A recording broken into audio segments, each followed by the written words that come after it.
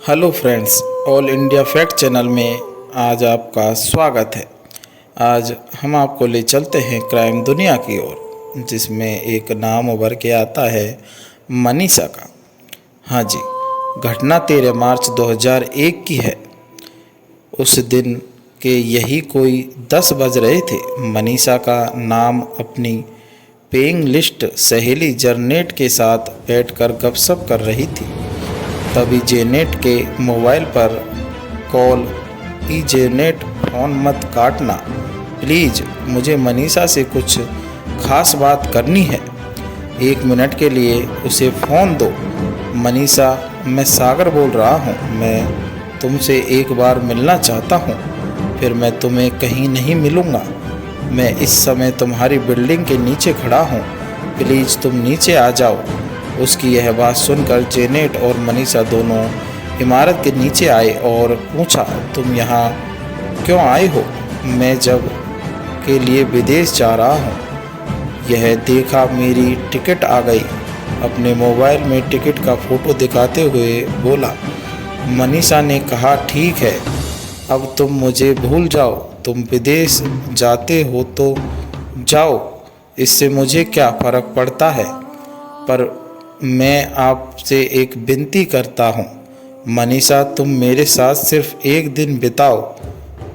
हम कहीं घूमने फिरने चलते हैं। शाम को मैं तुम्हें वापस घर पर छोड़ दूँगा। हम दोनों महाकालेश्वर जाएंगे। सागर ने विनती करते हुए कहा, अगर तुम आती हो तो, क्योंकि इसके बाद मैं तुम्हें कभी नहीं मिलूँगा। तुम्हें यहाँ छोड़ने के बाद मैं सीधे अपने गांव चला जाऊँगा। अपने पूर्व प्रेमी आनंद राव गोरखपुर सागर की इस विनती पर मनीषा यह सोचकर उसके साथ जाने को तैयार हो गई कि चलो इसके बाद उससे पीछा छूट जाएगा। वह उसकी बाइक पर बैठकर निकल गई। सुबह 10 बजे की मनीषा जब काफ़ी रात तक कहीं नहीं लौटी तो मनीषा की सहेली को उसकी चिंता हुई। उसने उसे कई बार कॉल भी लगाया, लेकिन हर बार उसका फ़ोन स्विच ऑफ बता रहा था। आखिरकार परेशान होकर जेनेटिक ने सारी बातें मनीषा के भाई प्रतीक को बताई। जेनेटिक की बातें सुनकर प्रतीक के होश उड़ गए थे। प्रतीक ने कहा, यह सारी बातें तुम अपने मन में रखो और मैं कहूँ जब बताना। प्रतीक की सलाह पर जेनेटिक ने मनीषा की मानचित्र से संपर्क किया और उन्हें सारी बातें बताई सुनाई। वह सुनकर उन सबके होश उड़ गए। माँ ने पुलिस थाने में मनीषा की शिकायत दर्ज करने के लिए कहा था। परिवार वालों के कहने पर जिन्हें पुणे के चंदन नगर थाने पहुंचकर थाना प्रभारी सुनील यादव से मिली और उन्हें सारी जानकारी दी। तब थाना प्रभारी ने मनीषा की गुमशुदगी दर्ज कर लिया। थाना प्रभारी सुनील यादव ने इस मामले को संज्ञान में तो लिया, लेकिन जिस तरह से उन्हें कार्रवाई करनी चाहिए थी वैसा कुछ नहीं हुआ। मामले को एक साधारण शिकायत की तरह जांच करती रही। गायक मनीषा की बरामद की तो कोशिश करने के बजाय पुलिस सामान्य तौर पर मनीषा की तलाश करती रही। इसी तरह 13-14 दिन बीत जाने के बाद मनीषा के घर वालों का धैर्य टूटने लगा तो मनीषा का भाई पुणे आया और एसपी नामदेव चौहान से मिलकर उन्हें सारी बातें बताई और अपनी बहन मनीषा के गायब होने में सागर का हाथ बताया। उसने कहा कि वह उससे एक तरफा प्यार करता था और अक्सर उसे परेशान किया करता था। एसएसपी नामदेव चौहान ने मामले की जांच इंस्पेक्टर सुनील ठाकरे को दी और वरिष्ठ अधिकारियों के निर्देशन पर इंस्पेक्टर सुनील ठोकेते ने सहायकों की एक टीम बनाई। उन्होंने सी गजानंद यादव, भालचंद्र यादव, सिपाही गणेश को शामिल कर मामले की जांच शुरू कर दी। जांच में पता चला कि आनंद राव उपसागर अमरावती जिले के थाना चांदूर बाजरा क्षेत्र में स्थित प्रबलपुरा गांव का रहने वाला था। उन्हें पुलिस ने जब सागर का फ़ोन ट्रैक किया तो उसकी लोकेशन बाजार क्षेत्र में मिली। यह जानकारी मिलने पर पुणे पुलिस सक्रिय हो गई और तुरंत जादू बाजार थाने से संपर्क कर उन्हें सारी बातें बताकर पुणे पुलिस की एक टीम सागर गांव के लिए रवाना हो गई। गांव पहुंचकर पुलिस टीम ने चतुर बाजार पुलिस की सहायता से आनंद राव गोरखपुर सागर को अपनी गिरफ्त में लिया। इंस्पेक्टर सुनील ठाकरे ने उससे पूछताछ की तो वह पहले तो इधर उधर की बातें कर पुलिस टीम को गुमराह करता रहा, लेकिन जब पुलिस ने थोड़ी सी सख्ती दिखाई तो वह टूट गया और अपना गुनाह को कबूल कर लिया और कहा कि मनीषा की हत्या वह कर चुका है।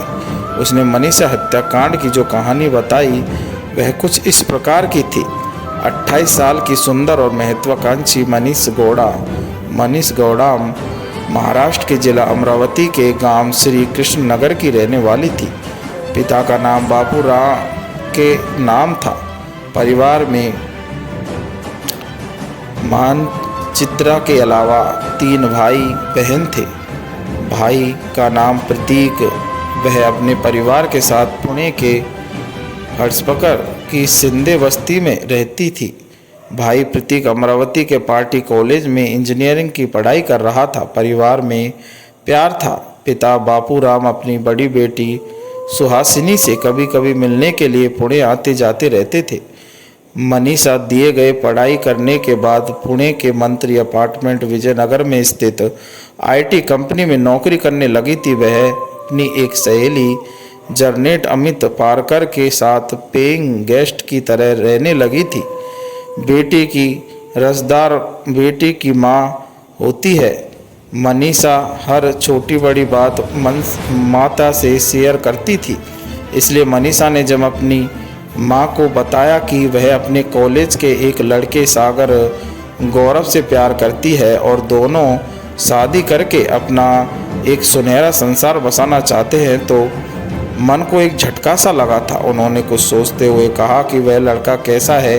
मनीषा ने कहा, अच्छा है माँ, ठीक है, इस विषय में मैं तुम्हारे पापा से बात करती हूँ। शाम को घर आए पति बापू राव को मनीषा ने जब बेटी मनीषा के बारे में बताया तो वह दंग रह गए, लेकिन करते भी क्या, मामला नाजुक था। कहानी में आगे बढ़ने से पहले हमारे चैनल को सब्सक्राइब कर लीजिए और बेल आइकन दबा लीजिए। आपसे निवेदन है कि हमारी मेहनत को जाया मत होने दीजिए। आगे इस कहानी में सागर के बारे में पता लगाया तो उसके विषय में उन्हें जो जानकारी मिली उससे उनकी आंखों के आगे अंधेरा छा गया। वह उनका दामाद बनने लायक नहीं था, क्योंकि वह शराबी सप्लायर के अलावा कई गलत काम करता था। मौका देखकर मनीषा को परिवार वालों ने समझाया और कहा, बेटी तुम जिससे शादी करना चाहती हो वह संभव नहीं है। मनीषा ने पूछा, क्यों पापा, सागर में क्या बुराई है? पिता ने कहा, उसमें एक बुराई हो तो बताएं, वह तो पूरा आपराधिक प्रवृत्ति वाला लड़का है। तुम होशियार और समझदार हो, तुम जो करोगी अच्छा करोगी, लेकिन बेटी समझ में अपनी भी कुछ इज्जत और मान सम्मान है। क्या तुम चाहती हो कि समाज में अपनी गर्दन झुक जाए? परिवार वालों के समझाने पर मनीषा ने सागर से शादी करने का अपना इरादा बदल दिया और इससे शादी करने के से साफ साफ मना कर दिया। कहा कि वह अपने परिवार वालों की पसंद से शादी करेगी। मनीषा की इस बात से सागर के तन बदन में आग सी लग गई। पहले उसने मनीषा को कई बार फ़ोन किया, लेकिन मनीषा ने अपना फ़ोन बंद कर लिया। सागर ने मनीषा का रास्ता रोका, उस पर दबाव और धमकाना शुरू किया। देखो मनीषा, मैं तुम्हें बहुत प्यार करता हूँ। अगर तुम मुझसे शादी नहीं करोगी तो अंजाम बहुत बुरा होगा। पुणे आने के कुछ दिनों बाद मनीषा को एक अच्छी सी नौकरी मिल गई थी। मनीषा की नौकरी लगने के बाद वह अपनी बहन का घर छोड़कर जेनेट के साथ जाकर शेयरिंग में रहने लगी थी और अपना मोबाइल नंबर भी बदल लिया था। मनीषा का नंबर बदले जाने के बाद सागर पागल सा हो गया। मनीषा का नंबर पाने के लिए वह एक दिन उसके घर पहुंच गया। घर पर मनीषा की मां मिली। पूछने पर मानचित्र ने उसे मनीषा के बारे में कुछ नहीं बताया तो सागर ने माँ चित्रा को उनके साथ मारपीट की और उन्हें डराया धमकाया। उसकी धमकियों से माँ चित्र अपने एक रिश्तेदार के साथ चतुर बाजार थाने पहुंच गई और सागर के खिलाफ रिपोर्ट दर्ज करवा दी थी, जिस पर पुलिस ने सागर को गिरफ्तार कर लिया, जेल भेज दिया। उसे घर को गिरफ्तार कर जेल भेज दिया और उसके जेल जाने के बाद थोड़े दिन तक तो माहौल शांत रहा, लेकिन जेल से छूटने के बाद सागर का वही नाटक शुरू हो गया। उसे उस बीच किसी तरह मनीषा की सहेली जनरेट का फ़ोन नंबर मिल गया था और वह मनीषा से बातें करने लगा, उसे शादी के लिए परेशान करने लगा। उसने धमकी दी थी कि अगर तुम मुझसे शादी नहीं करोगी तो मैं तुम्हारी माँ को ख़त्म कर दूंगा। इस तरह की धमकी से कुछ दिन निकल गए थे। 14 फरवरी को बापूराम अपने बेटी के प्रतीक के साथ पुणे में अपनी बड़ी बेटी सुहासिनी के यहाँ आए हुए थे। वहाँ उनकी दोनों बेटियों के साथ उनका महाकालेश्वर घूमने का कार्यक्रम बन गया था। वह सागर ने मनीषा को कई बार फ़ोन किया था, पर मनीषा उसके एक भी फ़ोन का जवाब नहीं दिया था, बल्कि अपना फ़ोन स्विच ऑफ कर दिया था। इससे नाराज सागर वापस मनीषा के घर गया और उसकी माँ चित्रा से मारपीट की। मनीषा को जब यह बात जानकारी मिली तो उसने पापा और भाई के साथ गांव भाई और चतुर बाजार थाना क्षेत्र के इलाके में रिपोर्ट दर्ज की तथा शिकायत दर्ज करवा दी।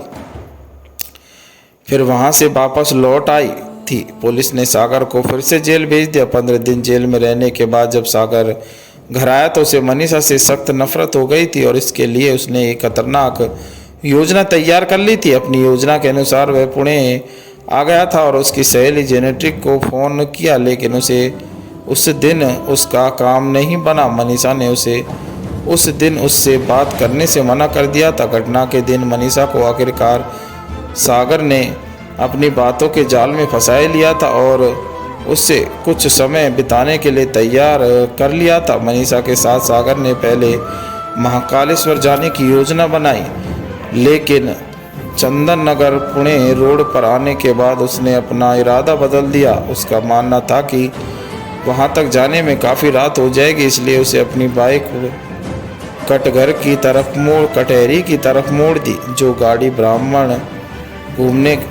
ब्राह्मण पर घूमने के बाद पाट कर वाटर टैंक के पास एक पत्थर पर जाकर दोनों बैठ गए। इसके पहले कि कुछ बात करते मनीषा का फ़ोन आ गया, जिस पर उसकी लंबी बातचीत चलने लगी। इस पर जब सागर ने पूछा कि किसका फ़ोन था तो मनीषा ने कहा, तुम क्या करना, मेरा फ़ोन है। लेकिन सागर कुछ आगे बोलना, मनीषा ने उसकी बातों को काटते हुए कहा कि मेरी तुमसे शादी नहीं हुई है, जो तुम मुझ पर इतना दबाव बनाओगे। इस बात को लेकर दोनों में काफ़ी कहासुनी हुई और क्रोध में आकर सागर में आस पास में ही पड़े पत्थर को उठाकर मनीषा के सिर पर दे मारा। जोरदार हमले से मनीषा की एक दर्दनाक चीख निकलकर वहां के शांत वातावरण में खो गई। कुछ समय के बाद मनीषा के खत्म होते ही उसने अपनी बाइक उठाई और अपने गांव अमरावती आ गया था। गांव आकर अपना फ़ोन बंद कर चुपचाप बैठ गया था। वहां से पुलिस ने उसे अपनी गिरफ्त में लिया था। सारी तौर पर पूछताछ करने के बाद उसे उस जगह लेकर गए जहां मनीषा की हत्या हुई थी। उसी जगह पहुंचने के तुरंत बाद ही पुलिस ने घटनास्थल का बारीकी से निरीक्षण किया और मनीषा का मोबाइल आदि को अपने कब्जे में लेकर लाश का पंचनामा तैयार किया। वह पोस्टमार्टम के लिए भेज दिया गया। सागर से विस्तार से पूछताछ करने के बाद पुलिस ने धारा 364, 302 तथा 34 के तहत मुकदमा दर्ज कर उसे पुणे की अरमादा जेल भेज दिया गया। कहानी को लास्ट तक सुनने के लिए आपका धन्यवाद। यह कहानी आप ऑल इंडिया फैक्ट चैनल के माध्यम से सुन रहे हैं दोस्तों। अगर आपको पसंद आ रही है तो लाइक शेयर सब्सक्राइब करें। आज इस कहानी में इतना ही। धन्यवाद मेरे प्यारे दोस्तों।